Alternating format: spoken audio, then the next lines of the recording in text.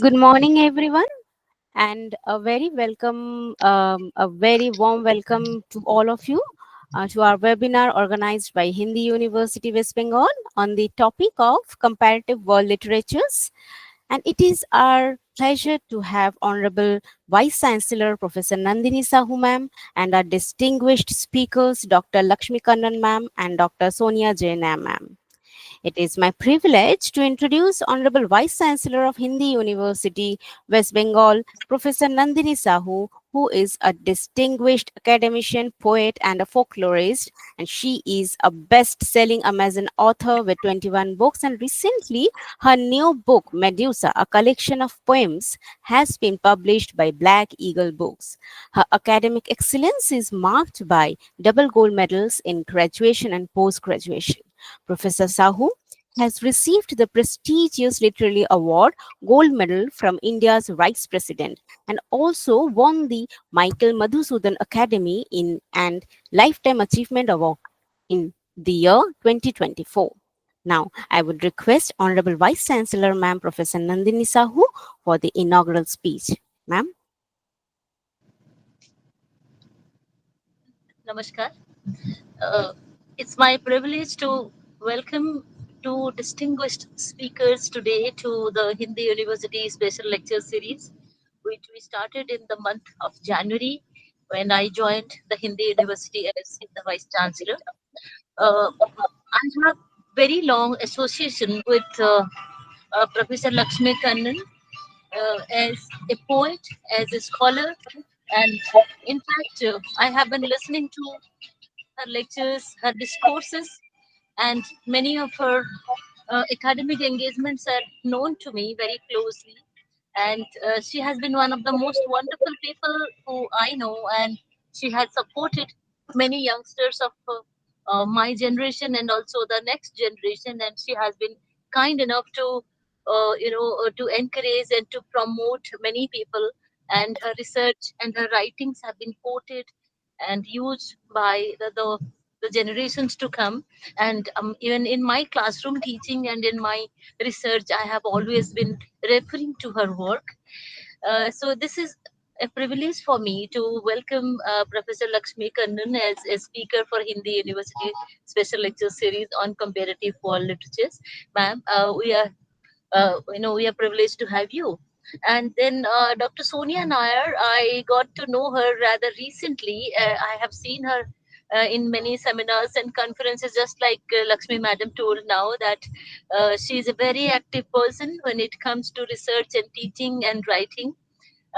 So nobody recommended her to me, nobody referred her to me. I noticed her work and I knew that this person is doing well. And then I got in touch with her on my own. I said, we would like to invite you to deliver a lecture for us in Hindi University Special Lecture Series on Comparative World Literature. And she was kind enough to accept our invitation. And so I'm sure that both the lectures are going to be highly beneficial for the research scholars, for the students and the faculty members of Hindi University. I welcome both of you. And about this Hindi University Special Lecture Series, let me give a little bit of information to both the speakers today. I joined Hindi University in the last week of December, and we actually started working seriously in the first week of January when I had multiple meetings with my faculty members in the Hindi University. I got to know that they have been publishing, they have been writing and doing a lot of creative and critical work very, very seriously, and they needed a platform where they can have critical engagements with rest of the world. And then we are a language university. We have MA in Hindi, MA in Translation Studies. Also, we have MA in History and Political Science. Quite a few programs, and our students are also getting excellent placements in many parts of the country. So this is a very, very seriously, this is a university which is doing very serious academic work. Paromita and many other teachers have been critically engaged in research and writing. So that is when we decided that we can introduce many language programs as our part of MA programs. And then I conceived that we should have a department of comparative world literatures under which we can cater to the research and the pedagogy related to the 22 scheduled languages of the Parliament of India, and also MA English and MA in many Indian languages, MA in folk literature, MA in tribal studies, and some MA programs in foreign languages. We conceived all of those, and that is when we introduced this Hindi University Special Lecture Series, and we have been inviting the best brains of the country. Many people have already spoken in our program. You can just go to the Hindi University YouTube and you will find many excellent scholars from different parts of the country and even outside have already spoken in this series, and the YouTube's the testimony to that. And today, I'm sure that the two of you are going to hugely contribute to this already very popular lecture series, and we will be benefited by you. And then, in due course of time, when we design our syllabi on many Indian languages and foreign languages and folklore and tribal studies and translation studies, we are going to have a diploma in translation studies. So I'm sure that we are going to get in touch with you. We will use your expertise. We will request you to help us out with our syllabus design and recommend good texts to the university to make those a part of our MA programs. That will be in very near future. But for today, I once again extend a very warm welcome to both of you, and I'm going to listen to both of you till 10:45. After that, I may have to log out because I have to join a very, very important meeting. But yes, the university is taking care of recording the entire program, and we are going to share that with our students and social media and everywhere. So, once again, thanks a lot for joining us. Namaskar. And yes, the participants sitting out there, I can see many excellent scholars. Yeah, in fact, Lakshmi ma'am, she had already told me that some very, very good scholars and researchers and writers would join. I can see some of them.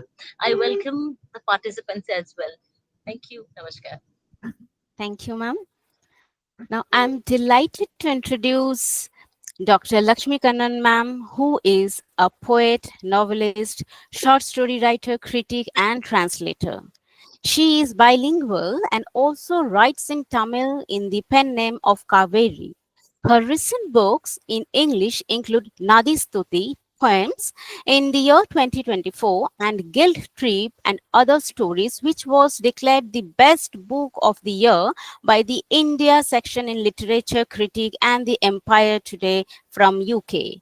Along with this, Ilakia Chintanai Award from Chennai for the best short story Sabyasachi Square, and also Manjula Srinivas Award for Best Women Writer by Soka Ikeda College for Arts and Science for Women from Chennai.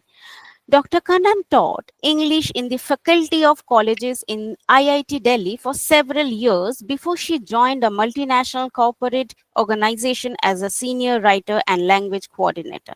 So, without any delay, I request Dr. Lakshmi Kannan ma'am for a very enlightening speech. Dr. Lakshmi Kannan ma'am.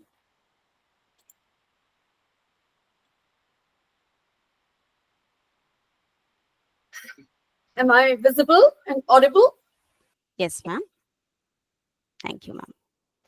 Namaskar and a very good morning. Thanks so much for the warm welcome in a moving car by your Vice Chancellor. And it is so typical of her to be ingenious about facing logistic problems like that. So it feels very good to join you all here. Namaskar again and good morning. The Vice Chancellor, Hindi University, Kolkata, Professor Nandini Sahu, who's also a writer I have known for her strong voice on gender issues and her sense of humor, God bless. And the Registrar, Hindi University, convener, Dr. Paromita Das, speaker, Dr. Sonya Nair, students, faculties, and friends, and Dr. Prema from Chennai, Miss Nivedita Luis from Chennai, and I think Dr. Sushila I can see, but I can't see Dr. Prema. Please be in touch with her. Please be in touch with that logo that she has given us. So it's so wonderful, and I wish to thank you, Professor Sahu, for inviting me for your excellently curated series on comparative world literatures, which is actually the need of the hour. Because literature has to be understood and absorbed within its context of time, country, and culture. It is an absolute honor for me to participate in this forum. Since we all have a constraint of time and you have a very important meeting to go to, I will come straight to the point. I will be speaking about women writers. The point I wish to make is, in the process of writing, they are able to locate the fault lines in their culture. And this is demonstrated more than, that we could be prepared for in a recent anthology I will be talking about by Dr. R. Prema, which is a breakthrough in feminist studies. In Tamil, it is called Nuru Pengal, Nuru Shirikadaigal, and in English translation, it's 100 women, 100 short stories running into 743 pages. Here is a picture of her anthology. It is published by Her Story, a feminist publishing house in Chennai, founded by Vallidasan and Nivedita Lewis, who has very kindly joined us. She is herself a well-known writer of feminist histories and current issues. In her author's note, Prema acknowledges with gratitude Vallidasan's encouragement to do this project. So you see, for all the details about Dr. Prema, since we are short of time, I request all of you or some of you who are interested to refer to my recent review of this book in the book review, New Delhi. There I have listed all the publications of Dr. Prema, 2 of them for the Sahitya Academy, and the latest is on a literary biography of Vaimu Kodinaiki Ammar, which is translated into English by Justice Prabha Sridevan, and it's upcoming from the Academy. Dr. Prema is an intellectually endowed anthologist who stands tall for exploring untrodden areas with an eye to literary history. And let me tell you, this is a quality that is rare among Tamil critics. She received many prestigious awards, including Tamil Nadu's Mahakavi Bharatiyar Awards and the Ramsamy Award, and several other awards as an educationist and academic. Prema's anthology that I showed you is a withering attack on a patriarchal culture which is sick in heart and mind. Worse, it harbors misogyny as masquerading as something normal. Just think of them. Many of these stories by women are written with a bold, standalone spirit who come from a diverse professional and academic background: engineers, psychologists, lawyers, TV broadcasters, newsreaders, film scriptwriters. So, you see, most of them are basically attacking on one bottom line. There should be a humanitarian concern. We should be paramount amongst us. So, like this famous critic, Ellen Moore, what she said 3 decades back is still relevant today. And I quote, "Subsuming the female into the category of the human was a political act." How true. So in an author's note, Prema states that her book features many authors whose stories were not anthologized, and it includes a new crop of writers who write very differently, and then it includes diaspora writers from North American countries, Europe and the Middle East, and closer to home, Sri Lanka, Malaysia, and Singapore, and of course, Tamil Nadu. So let me just give you a sample from a few of the stories that stand out thematically. One is called Rosa Luxemburg Weeding. It's about how, a woman from Sri Lanka fled the war, the ethnic war in Sri Lanka, and she and her family are now in Berlin, West Germany. And there she only gets a menial job of dropping newspapers in the graveyard shift of 1 o'clock midnight. And she's doing it in the Rosa Luxemburg Street, named after this Polish revolutionary who was assassinated in 1990. These are the war-torn stories that are the urgent need of the hour. And this is what some of the women point. Another story is about indentured laborers in Malaysia. And it is by Kamala Devi Aravindan. Kamala Devi Aravindan. And the title of the story is Surya Grahana Teru, Surya Grahana Street. It's about indentured laborers and how systematically the employers, exploit them because they're a weak, vulnerable section of the society. It calls for a humanitarian act. Now, the third story is interesting for another reason. It has a play on words, and it is based in Singapore. This story is called Adayalam. The pen name of Lata, the author, is the pen name of Kanakalata. Adayalam is a story, a Singapore-based woman who writes about which huge shopping. She's just finished and she is rushing home and calls a cab. And the cab is driven by a Malaysian driver. And he talks to her in Malay. And she says she doesn't understand. Oh, you're from Singapore? You don't understand Malay? She answers very proudly, I am from India.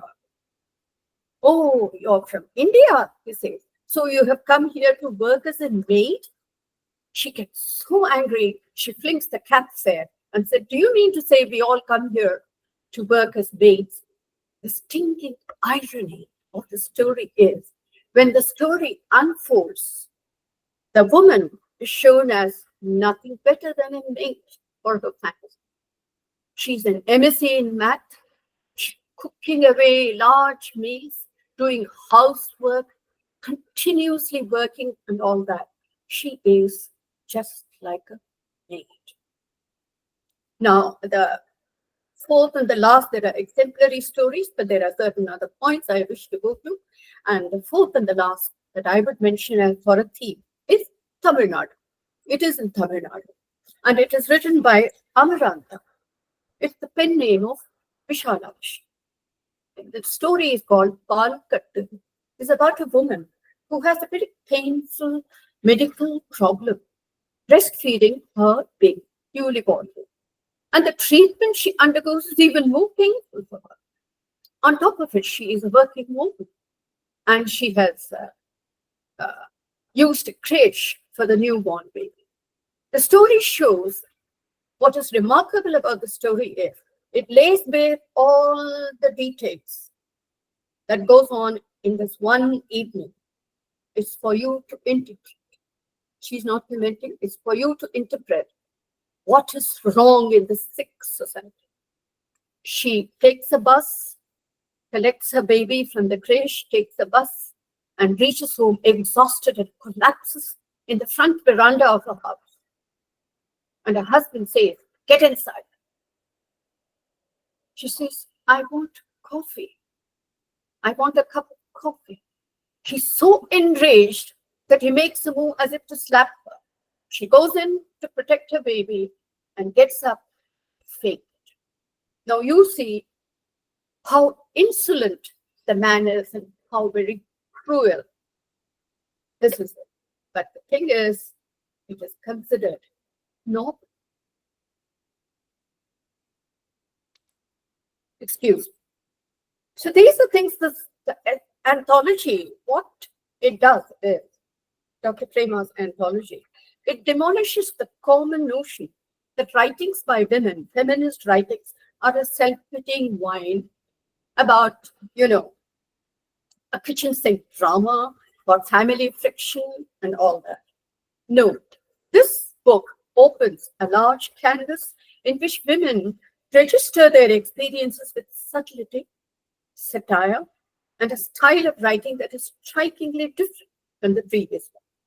A wide range of emotions, such as pride in their womanhood, self-worth, courage, and moral indignation, empathy for the victims of war, and humor, even if it is a wry humor, to satirize the insecurity of men who are functioning patriarchy and the women who have internalized patriarchy.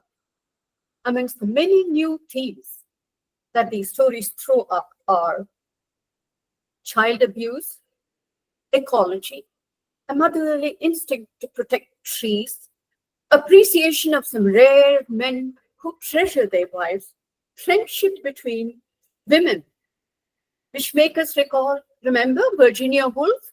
So long ago, she said she lamented about why women are not bonding together. There is friendship between women, and this is the kind of many other new themes that you see. This book should be prescribed by organizations such as NCERT, NBT, and in universities that do gender studies. So you see, what we should also be open to as critics and scholars and writers is the cross-fertilization from the insights of other disciplines, such as sociology, psychology, geography, political science, medicine, medical sciences, and all that. So whenever I get a chance to attend seminars, such as the one wonderful seminar I attended, National Seminar on Urban Spaces by ICSSR in Jaipur, I was so hungry for the information that I sat and took copious notes about it, because this is the need of. Let me now move on to a totally different geographical region, the Tibeto-Nepalese culture.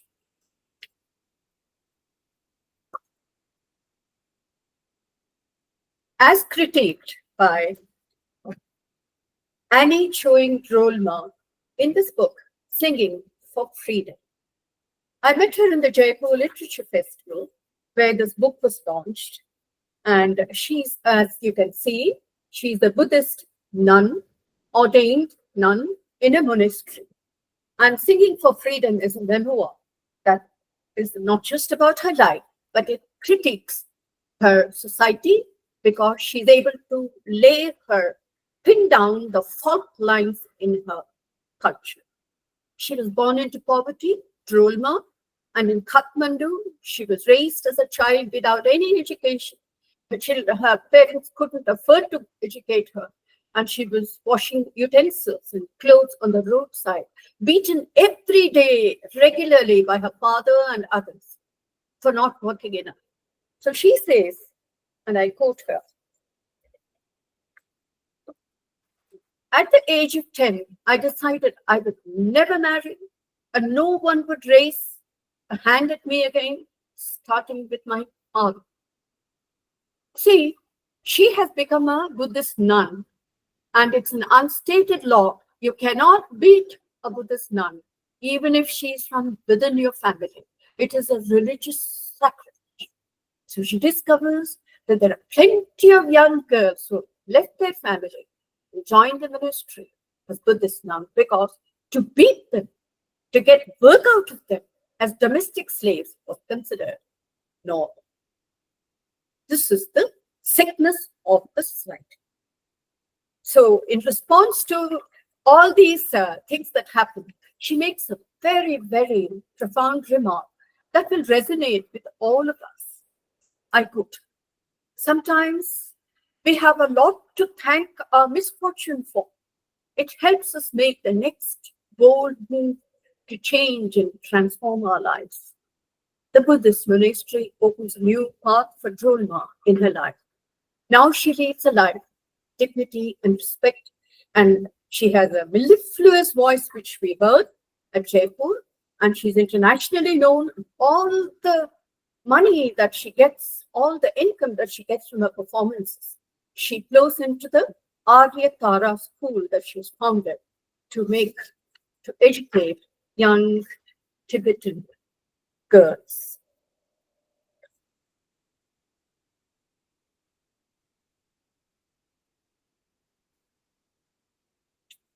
What helped me read this is because it is in English. And the same way, I hope the book that I showed you, let me just show you once again, Dr. Prema's book. I hope many of these astounding stories get translated very soon into English and other languages so that we get to see about it. We get to learn how it transformed our lives. So this is my concluding point, which is very, very obvious even to state, and even without my stating it, all of you may be feeling like this. We need a fluidity of languages. If we have to know other cultures, if we have to read people in English, in other languages, from regional to regional. So translations are of paramount importance. It's very, very crucial. They open our eyes and we learn from other cultures and give access to the new trends in writing, and it enriches our literary landscape. Once again, I thank the Vice Chancellor, Professor Nandini Sahu, for giving me this wonderful opportunity to share my views with all of you about the changing contours of feminism which is going forward. Let's go forward with it. Some of us are older. Let's help the younger ones to find their feet, and we will do everything to be supportive to it, because we are all these people. We are the old timers who took the first bullets when it came darting at us. So it is moving towards large humanitarian concerns, and the strong voices of intelligent, proactive women would usher in a new era for the country and for the world. Thank you all so much. Namaskar. Thank you, ma'am. Thank you so much. And now I would request Professor Nandini Sahu, ma'am, for her very valuable comments. Can you hear me? Am I Yes, audible? ma'am. Yes, Yes. yes, we can hear. Uh, Fine. Even if I am sitting in the car, but I have paid complete attention to what Professor Lakshmi Kannan spoke now, Dr. Lakshmi Kannan spoke now. I have been reading her, I have reviewed her in the past, and in fact, she has also written very kind comments on a couple of my books, like Shedding the Metaphors. She has given a very excellent blurb for that book. So I know her work, but then listening to her in a seminar like this is definitely a privilege. She emphasized on some very important things. One is interdisciplinarity in creative writing as well as research. When we were students, intradisciplinary was the thing of emphasis in our classrooms. But then as we grew up and we came to metro cities to do our research, and we got engaged with many contemporary scholars, we got introduced to interdisciplinary research. And I'm not surprised when Professor Lakshmi Kannan talked about interdisciplinarity in our creative writing as well as our research. And also she emphasized on translation studies. She has been a bilingual writer, if I'm not wrong, and translation is the key. And our national education policy emphasizes on intercultural and interlingual exchanges, and it gives a lot of emphasis to languages. The word language is used 202 times in the NEP document. So when she told that translation should be encouraged in universities like ours and in many universities in the country, I'm definitely in agreement with her. And I would like to put it on record here that in Hindi University we have a department of translation studies, and our teachers and our students from the department are critically engaged with translating between languages like Bangla, English, Hindi, primarily, and also some other languages they have been translating. Our students are placed as Rajbhasha Adhikari in some very important institutions, and we are going to take the points of Dr. Lakshmi Kannan into consideration and do our translation work in a much bigger way, and in such places where we need her help and support, we are definitely going to get in touch with her. And yes, this is also a privilege to have Dr. Prema here, on whose book Dr. Lakshmi Kannan talked quite a bit. I am getting interest in reading her book. I'm going to read her book very soon, and I'm also trying to. I will also try to talk to Dr. Prema to help us with some important texts, like Dr. Lakshmi Kannan said that we should have these kind of contemporary writers, and they are important texts in our syllabus. We will certainly take that into consideration, and we will talk to Dr. Prema and Dr. Lakshmi Kannan and all of you to recommend as important texts.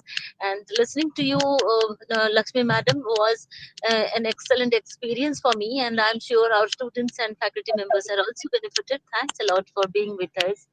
And now, Dr. Sonia, she will speak. I will try to listen to her entire lecture. Paramita, please introduce and invite her formally. And then, after both of them have spoken, please take all the questions of the students and participants and also the scholars sitting here. Thank you. Sure, ma'am. Thank you, ma'am. Now, going forward, it is, I should say, it is my great pleasure to introduce Dr. Sonya Nair, who is an esteemed associate professor in the Department of English at All Saints College, Thiruvananthapuram. Her research expertise spans gender and sexuality studies, area studies, post-colonial studies, and graphic text studies. Dr. Nair is a research guide with the University of Kerala. She has also published, poet and editor of samyuktapoetry.com, and curates Ananta, an international poetry festival. Her commitment to social causes includes training with the Kerala State Women's Development Corporation and sensitizing police personnel on gender and sexuality issues. She has represented India at C20 conclaves on gender equality and education. Currently, she is working on a biography of a trans person from Kerala. So, without any delay, I would like to request Dr. Sonya Jaina, ma'am, for her very knowledgeable lecture. Sonya Jaina, ma'am, please. Thank Okay, you very much. Paramita. Paramita and Dr. Sonia. Before you start, your areas of research are very, very interesting. You are training the police personnel, and in IGNO, in Indira Gandhi National Open University, where I worked last 19 years, and of course, I will come back to IGNO after the Hindi University assignment. We have academic programs and courses where we train the army personnel and the police personnel in the country, and we think this is something of national importance. And your engagement with gender studies is also something very, very interesting. I am keenly looking forward to listening to you, Dr. Sonia. Thank you very much, Dr. Nandini. I cannot emphasize the kind of gratitude I feel towards you and towards the Hindi University for actually having noticed my work and having invited me. So that I consider to be a great privilege, and it was wonderful listening to Lakshmi ma'am, and the kind of input and insight that her years of experience as a writer, as a scholar, she has been able to bring into the stock. The level of distillation was admirable. Now, I don't know if I'll be able to do justice at that level, but I'm going to try. Yes.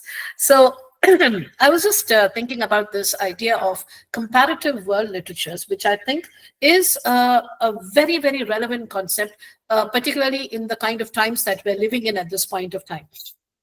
The sheer levels of interconnectedness and the extremely short duration that these connections require in order to be made, all of this necessitates a deep and abiding cultural understanding. It is not enough to just skim the surface or just be rooted in the contemporary. It is extremely essential to understand the networks by which we have come to the present, and it is important to unravel those from the cultural perspective, from the political perspective, the economic perspective, and the perspective of gender and sexualities. Sorry. Because if you look at it at the very outset, the very fundamentals of our identity rest on these very concepts.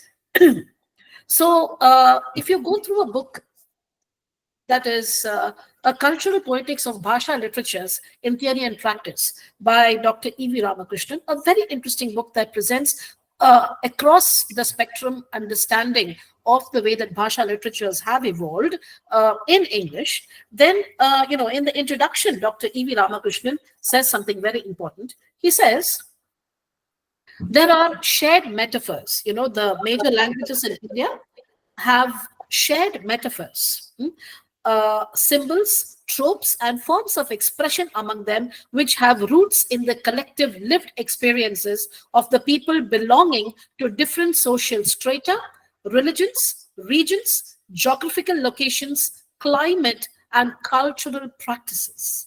So these are the levels of variety, polyphony that we must be taking into account when we lay our hands on any work of literature.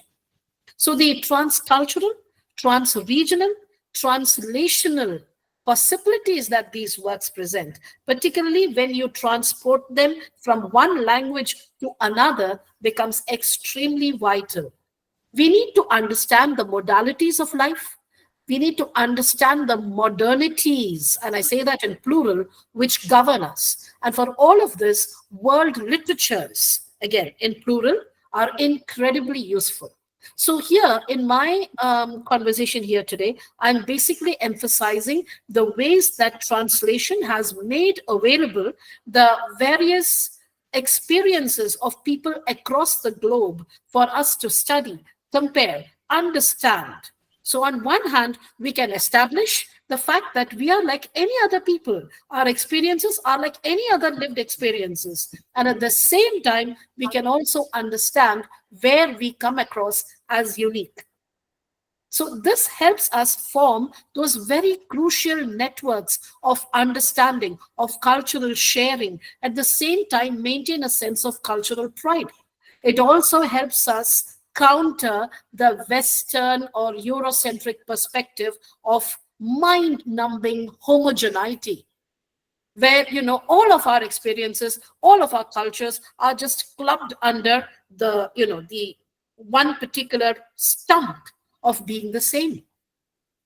Whereas these multiple differences, these micro differences, that is what makes us who we are, and that is what enriches the academic, social, cultural, literal milieu that we today occupy, that goes on to make our great nation and goes on to make this world the beautiful place that it is.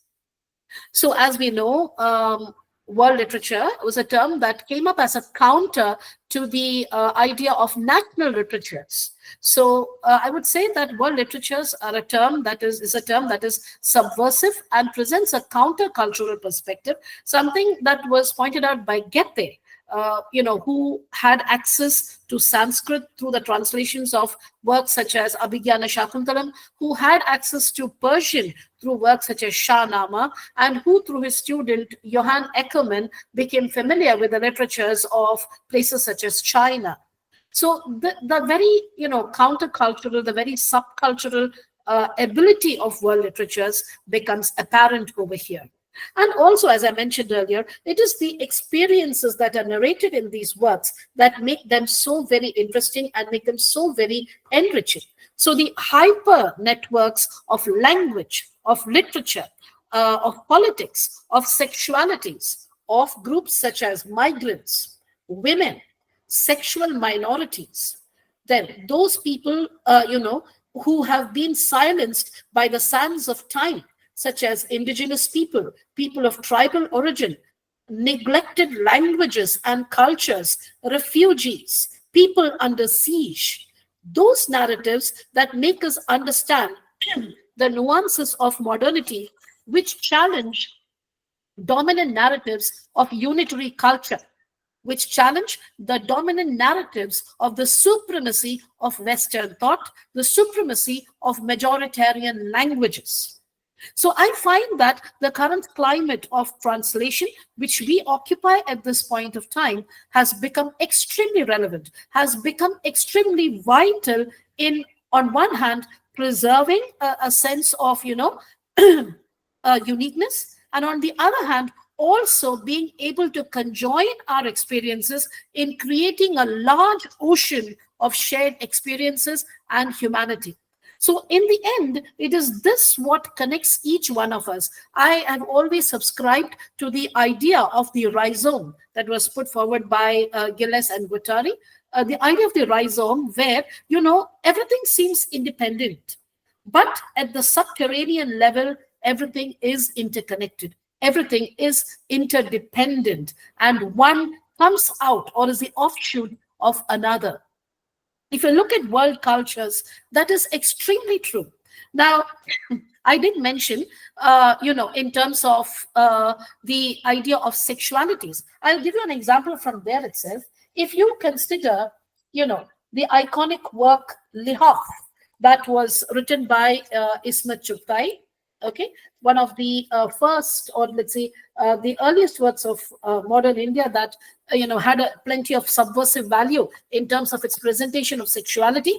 And then you go to Afghanistan and you pick up this work called The Carpet Weaver by Niamat Sadat, which talks about a young boy who is on the cusp of his sexual awakening and who is subjected to mind-numbing violence on account of the kind of state of his country and the rise of extremist thought and the forced migration that he has to undergo. All of that is presented extremely poignantly. And then you have this particular book by Salim Haddad called Last Drink at Guapa, which is taking place in an unnamed Middle East country, which talks about an individual's sexual discovery, the kind of persecution that they have to undergo, he and others like him have to undergo on account of their sexuality. When you put all of these narratives side by side, alongside one of the earliest works in this regard in modern India called Chocolate, okay, when you put all of these together side by side, you realize that, these are not really ideas that, just broke out of nowhere one fine morning. That people have been engaging with these in different modes at different points of time, and across different cultures. And that gives us a very sane, a very, sensible idea of sexualities. It brings about greater understanding, and it also could open up newer avenues of thought and discussion. Rather than just, homogenizing it, clubbing it, or, removing the cultural distinctiveness. You also have a work called Mohanaswamy from Kannada by the author Vasudendra, and a number of other short stories as well by other writers, which all, point out these aspects of sexualities in a country like India and, of course, abroad. So when you put all of these things together, it forms a very cohesive, coherent identity, understanding across cultures. And then, I would like to take you to the possibilities that translations present in terms of narrative variety, particularly in graphic fiction. You have, through the agency of graphic fiction, you have a work like Kari, which again which is one of India's first lesbian graphic novels. And you also have A Gardener in the Wasteland, which talks about the contributions of Mahatma Jyotirao Phule and his wife Savitribai Phule to education and to social reform in general. And what this does, this graphic fiction work does, is that it carries it across languages, it carries it across cultures through the agency of visual media. Through the visual medium, it manages to put across so much beyond words. So that kind of narrative difference, that kind of narrative variety is also made possible in this multicultural world that we occupy today. And you also have a novelist, Nobel Prize winning novelist like Orhan Pamuk, whose latest work, Memories of Distant Mountains, and I find this narrative structure very interesting, where he's talking about his life and so on. And he has also introduced these pictures, that he has drawn in his diary. And these narratives within this diary are all in Turkish. And the translations are, the transliteration is given below in English. So, this is yet another. So these are all vignettes of an earlier life. And if you ask, what is the interest in all of this? Why should we be looking at this? This presents an alternative view of life. This tells us how people are living and expressing themselves. And this helps to bring about or bridge a kind of commonality of purpose. So that way, I find it extremely beautiful. You have, works by refugees or people from war-torn countries, such as Adania Shibli's Minor Detail, which is an extremely moving book. okay, which takes an event that happened about 25 years earlier and then connects it to a protagonist who was born on the same day as that particular event took place. It is the murder of a Bedouin girl, gang rape and murder of a Bedouin girl, okay, that takes place in one of the deserts of Israel and which was done by the Israeli army. And then, this girl, her narrative is just given as a footnote. She's a minor detail. And on this very date is born our protagonist. So 25 years later, when she happens to come across this particular news item, she decides to go in search of what happened to that girl. What was her story? What happened afterwards, kind of a thing. So it is through her journey, through war-torn regions of that place, that we see history unravel, that we see the stories that do not make it to mainstream media, that do not make it to newspapers. We see all of those revealed. We see those private aspects of life of people, who are living in small villages and who, just turn off their lights at dark, do not come out into the open, do not engage with people. They live within those small cubicles of their existence because survival is paramount above and all for them. And the barking of a dog is what connects these, decades there and there. 25 years ago also, a dog barked almost hysterically, and 25 years later also, there is a barking dog in the novel. And what does that dog represent? So these are the questions that you come away with. And then you have Exit Ghost by Isabella Hamad. You should note that, these are all works written by women. So that particular aspect of women and violence and the kind of violence, the nature, the texture of violence that women are able to distinguish beyond shooting, killing, maiming, injuring, the kind of violence that women are able to recognize is also put out there. You have, as I mentioned earlier, Exit Ghost by Isabella Hamad, which again talks about somebody who is deeply embedded in the system in Israel and, who is looking around and understanding the experiences of her Palestinian brethren, but she's unable to intervene. There is nothing that she can say on account of the fact that she has spent much of her life abroad in England. So that dissociativeness of experience versus the associativeness of experience that people there have. So how does an outsider feel even more like an outsider among the insiders? These textured ideas, also become very, very poignantly presented, very brilliantly represented, actually. You have, I should mention here, the poets also. Poets such as Musab Abu Toha, whose work, Forest of Noise, also talks about these experiences of violence, these experiences of children growing up in such mind-numbing violence. And when you bring all of those home to various countries in the world, you realize that these experiences are on one level, they're the same. On another level, they are uniquely different. They present very different concerns. They present very different lives and thought processes and worries.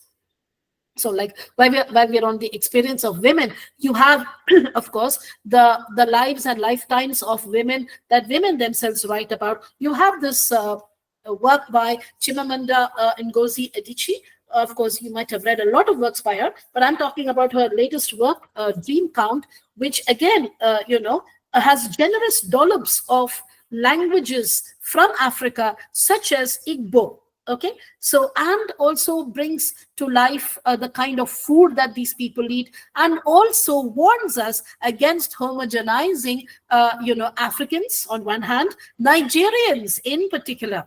Right. So there is a young man who visits the protagonist's father, and he bends down to show respect. And he says, no, we are Igbo, that is Yoruba. See, but for us, everything is Nigerian. If not, everything is even more insultingly African. Understand? So she puts in aspects of her language, and of course, she does provide translations for that. But yet, it's beautiful. I mean, I don't even want to read those because I don't want to insult the language. I don't know what it says. I mean, how it sounds. But what I have found of extremely interesting notice here is the ways that, they look at certain wars that have not been mentioned in popular history. I must mention this idea of popular history and non-popular or native histories. Okay, so there are these mentions of the war of West Africa, the wars, civil wars in Nigeria, which had pauperized its people, where the government just went ahead and took away the bank balances of people and never really bothered to return them. And how many Nigerians were forced to begin at the beginning. So how a country in the throes of colonial regimes comes out of it and then perpetrates those very crimes against its people without a second thought becomes a problem. And also it tries to talk about slavery, where we have always imagined, or we have been told to understand slavery as a Western phenomenon. There were also slaves in Africa, in Igbo land at least, and that was part of their life and livelihood. See, she says, one of the characters say, slavery has existed throughout human history. And I felt stupid. I don't know why I said that. But then one of the characters, Omelogor, shot me an impatient glance and then said slowly, if your ancestor was a slave in Igbo land 100 years ago, nobody would know that today. You would have been absorbed into the family of your enslavers. And then there is this modern African-American academic kind of an individual who studies art history called Darnell. And he says, Jesus, we are doing an hierarchy of slavery here. And then the reply comes, of course, there is an hierarchy. One system was much more barbaric than the other. That's a fact. Igbo slave traders could never have imagined the transatlantic slave trade because it was nothing like the slavery they knew. The Europeans and Americans industrialized slavery. They turned people into things like bits of wood. A piece of wood can never be part of your family. A piece of wood can never be human. In Igbo land, a slave was still human. So we are looking at gradations of slavery. They're all slaves. But then what the character says is that there's a difference between slaves and slaves. So look at the way that, we have been homogenizing slavery. All right. And then also the Catholic belief and the ways that, religion takes root in the hearts and minds of people. In this novel, there is a time when, Pope John Paul has passed away and Pope Benedict had taken over, and then he steps down and there is the papal conclave that meets again. And that is like what has happened recently. And there is one particular character who is watching the papal conclave with a sense of anticipation, because she feels that the outcome of that is going to mean something to her, is going to, kind of create an event of significance in her life. And that was beautiful in the sense, she says, a new pope meant a new beginning, and she needed desperately to believe that it was not too late for her, almost 39 years old, and the future a wasteland scrubbed of eligible men. So we see these women, qualified, beautiful, talented women, whose main concern at this point of time is to be able to settle down, find a man. And these men are like slippery eels, they don't seem to be able to sit down with anybody. So, yeah. When white smoke rose like purified clouds from the chimney the next day, her heart leaped. And there was Pope Francis emerging on the balcony of St. Peter's Basilica, solemn and majestic and humble. Okay? So beautiful to see his humor, his humanity, and by the time he began to lead the crowd in prayer, Zikora was in tears. Holy Mary, Mother of God, pray for us sinners, now and at the hour of our death. She saw a blessing in this. The fate of her prayers was tied to this new pope. Nothing else could explain why she went the next week to pick up a vegan cookbook and then went on to meet a man who she thought could be a good husband and a father to her unborn children. And then you club or you place this side by side alongside the gritty, the edgy novel like Bell Jar or K.R. Meera's work in Malayalam that was translated called Cover, or Sheila Tommy's book that talks about the, socio-psycho-historio-geographical kind of entity that was Bayanada, or today's Vayanada, in her novel called Valli. And you realize that women's experiences of nature, nurture, culture, and violence, all of these are unique.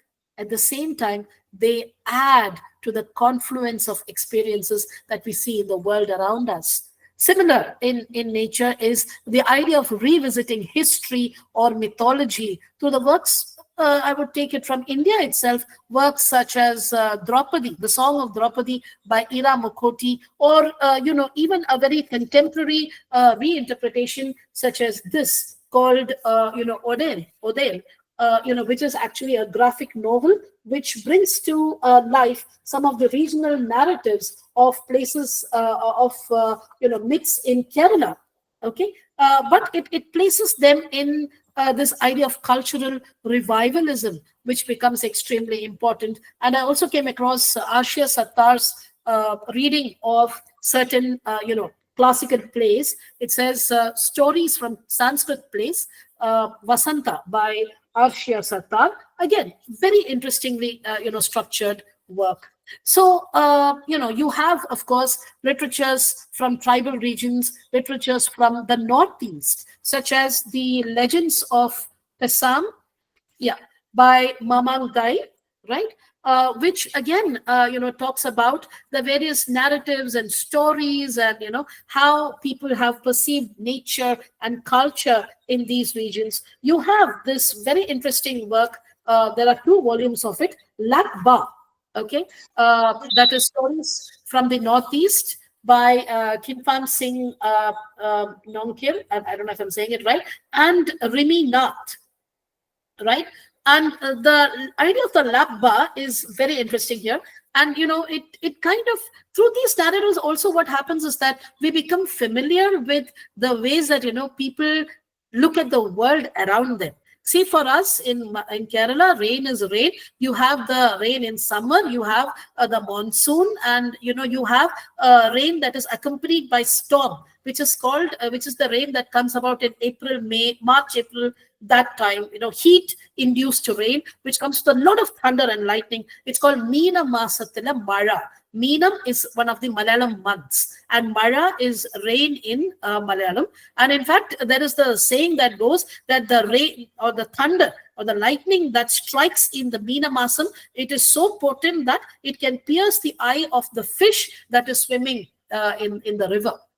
Okay, so I have linked my experience to this idea of, this narrative in this particular book that goes Labba Sora, story and elucidation. That is, we would wonder what Labba is. Sora or Chirapunji, which we still fondly call the wettest place on earth, is my birthplace where my ancestral home is. Okay, so, and they bring it across and says, where only tenants live. I usually spend my winters there because it's slightly warmer here than in Shillong. But that's just something I used to say to myself. The truth is that I love everything about Sora, for it was there, to use the words of Welsh writer John Owen of Morpha Neffin about Anglesey. See again how they bring in different experiences that link them. That I was born and raised. It was there that my family, that my mother taught me to talk. It was there that the paths were which I had walked as a child. But most of all, I love the pure, wild rain of Sora. See? So the rain of Sora is what is being talked about. And then from there, the narrative goes, as the rain of Chile was to Neruda, the rain of Sora is to me an unforgettable presence. I never tire of reading poems and writings on the Sora rain. So this is how, see? So there is, many names for rain that the Khasis have. So slap is rain, lapba is heavy rain, lapsan is immense rain, and believe you me, from here till here, there are various names of rain. Right? So, and songs about the rain and what all of this kind of stands for. So, in just a scope of a paragraph or so, we have come across these understandings of rain, the cultural differences, the memories, and we have gone from, Welsh to Chile, all in the scope of a writer from the Northeast. So that is the beauty of being able to gain access to all of these works that come to us from multiple languages. I'm going to wrap up by talking about briefly about the idea of modernity and its impact through this particular work called Kuvempu's, that is a Karnataka, iconic writer from Karnataka, Kuvempu, whose work is called Bride in the Hills, that was translated by Vanamala Vishwanatha. And this novel was suggested to me by Dr. Mini Krishnan, who herself is a wonderful envisager of the kind of works of translation that we need. This work was originally called Malegalali Madhu Madalu in Kannada, and as per the translator, the introduction, it essentially describes the moving saga of not just one young woman, but many of varied hues who yearn to escape from their social confines and seek love and freedom. So I would like to come to the translator's note. The translator's note that says, you come closest to a text not when you read it, nor when you write about it, but when you translate the text. This was said by B.C. Ramachandra Sharma. Okay. And the translator Vanamala says, nature, culture, tradition, and modernity, men and women, the oppressor and the oppressed, this life and the lives before and after. In short, the utterly mundane in their rich multiplicity and the supremely sublime in their cosmic unity. All of these are the kind of pleasures that translations present to us, that world literatures present to us. So also what happens is that we learn to walk back from the Eurocentric ideas of hegemony, of homogeneity, and we learn to revel in the brilliance and inclusivity of other cultures, and we learn to take pride in what is our own, and we learn to respect that which walks into our lives from all parts of the world. So thank you very, very much. Thank you. Thank you so much, ma'am. Now, I would like to request Professor Nandini Sahu, ma'am, for a very valuable comments. Am I audible? Yes, ma'am. Okay. Dr. Sonia, this long drive was a very pleasant experience for me while listening to you very carefully. Yours was a very well researched presentation. I must say that both the speakers today, apart from being excellent researchers, are excellent storytellers as well. The way you presented such important discourses along with storytelling was something really, really interesting. Dr. Sonia, you talked about the modalities and the modernities of comparative world literatures, and I expected this to be a part of your lecture. And world literature and the national literatures making a better world was something that you emphasized. Even you quoted the Abhigyana Sakuntalam, you talked about indigenous and tribal narratives and the supremacy of the West in comparative world literature scenario, and how and why Indian and Asian literature should also be as important as the Western literatures was something that you emphasized. And then you talked about the shared experiences of humanity, the idea of the rhizome. My students got introduced to this. I would recommend that the teachers of Hindi University read a bit about that and do some more research. And then you hinted at lesbian graphic novels, alternative views in literature, in comparative war literature, then refugee studies, then literatures from Israel, and the ideas of revisiting history and mythology. So many new concepts and ideas you introduced through your lecture, and I am going to do some more research on this and try to have all of these as a part of our syllabus when we design this MA program. I'm sure that the students and the teachers are enriched by your discourse today. I have to log out. I have to get into my next meeting. But yes, congratulations to both of you. Sonia, your paper was really, really good, very well researched. So, congratulations to both of you for such wonderful lectures. We will share the YouTube video very soon. I have to log out. And yes, Paramita, please take comments from everyone sitting here. If they have any important points to add, please take everything, take the questions, and please conclude. I must apologize. I have to log out. Thanks and namaskar. Thank you, ma'am. I would request the participants, those who have questions, please mail us, and we would love to send those questions to our speakers. Thank you. And now at the end, thank you, Honorable Vice Chancellor, Professor Nandini Sahu ma'am, Dr. Lakshmi Kannan ma'am, and Dr. Sonya Jaina ma'am, and all the scholars and very respected writers and participants for joining us today. And have a very good day. Thank you. Namaskar.